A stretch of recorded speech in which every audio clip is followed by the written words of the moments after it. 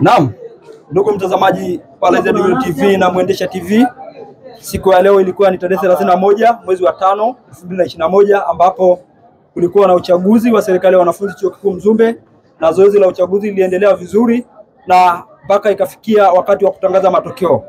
Ndugu mtazamaji wa Laizer Digital TV na Mwendesha TV, tupo hapa na mshindi wa kiti cha urais serikali ya wanafunzi chuo kikuu Mzumbe 2025 2026, Samuel Chacha. Ndugu yangu, hongera sana kwa kushinda, hongera sana. Asante sana. Hongera sana kwa kushinda. Asante sana.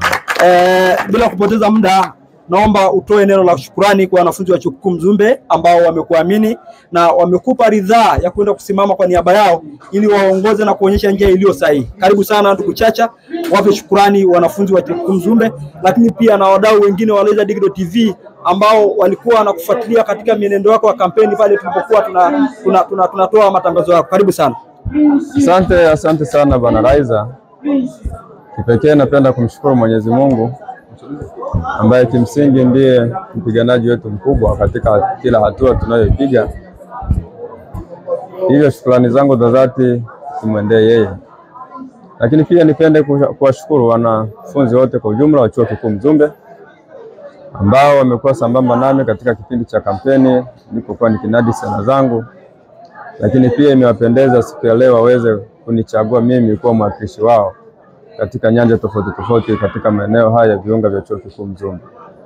Hivyo nipende kuahidi kwamba nitaendelea kuwa pamoja nao, nami nitaonyesha ushirikiano na mshikamano pamoja nao katika kuhakikisha kwamba natetea ustawi wao pamoja na maendeleo yao kwa ujumla wanapokuwepo katika mazingira hapa chuo.